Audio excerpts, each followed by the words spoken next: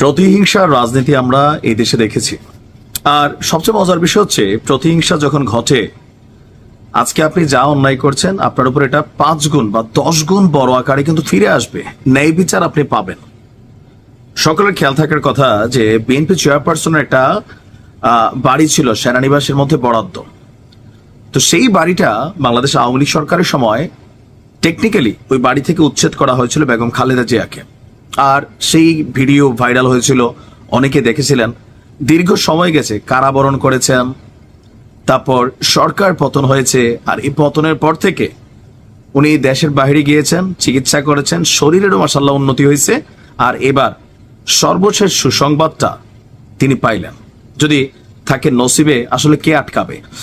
BNP chairperson Khaleda জিয়ার গুলশানের বাড়ি যেখানে তিনি বসবাস করেন, সেই বাড়িতে গতকাল রাত 9টার দিকে গৃহায়ন এবং গণপূর্ত মন্ত্রণালয়ের উপদেষ্টা আদিলুর রহমান খান তিনি খালেদা জিয়ার বাড়িতে গিয়েছেন। যাওয়ার পর তার হাতে একটা কাগজ দিয়েছেন। তো প্রাথমিকভাবে তিনি বুঝতে পারেননি কাগজটা কিসের।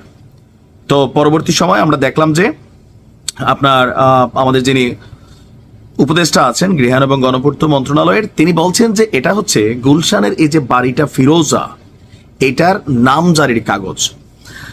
আমরা যদি দেখি, ইতিহাস বলছে 1981 সালের 31শে মে রাষ্ট্রপতি থাকা অবস্থায় জিয়াউর রহমানের মৃত্যুর পর তার স্ত্রী খালেদা জিয়াকে রাজধানীর গুলশান এলাকায় 1.5 বিঘা জমির উপর অবস্থিত ওই বাড়িটি বরাদ্দ দেওয়া হয়।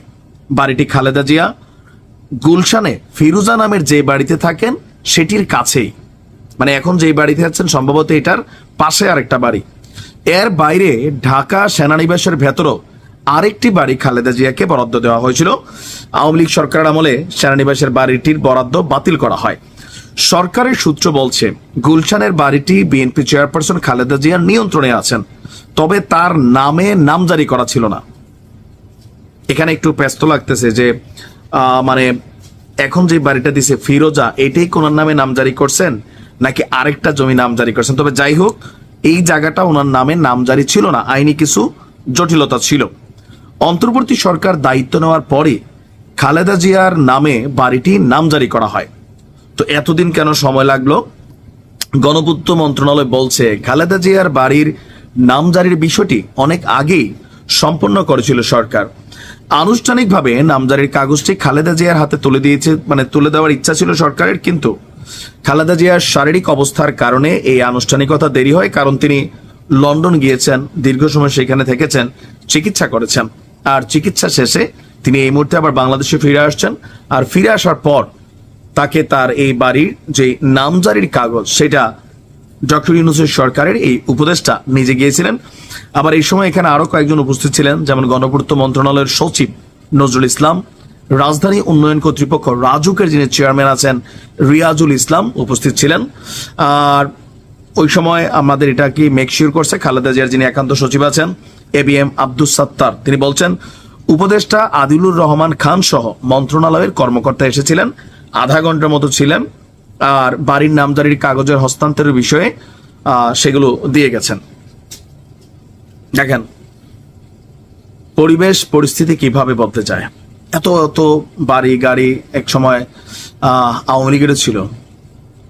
যে কোনো পরিস্থিতি হোক, যে কোনো, আমার কাছে মাঝে মাঝে মনে হয় আসলে রাজনীতিটা বড় জুয়া খেলা টাইপ নিজের জীবনের সাথে। আপনি ভালো করলেও বিপদে পড়তে হয়, খারাপ করলেও বিপদে পড়তে হয়। আর যারা খারাপ করে তারা ডেফিনেটলি বিপদে পড়ে। তবে যারা ভালো মানুষ বিপদে পড়লেও হয়তো বিপদটা কাইটা যায়। কাউকে ঘরছাড়া করা আপনার জন্য এটা তৈরি হয়ে যাবে। যাই হোক, শেষ বয়সে তিনি মিনিমাম লেভেলের এতটুকু স্বস্তি পেয়েছেন। Best of luck. আসসালামু আলাইকুম।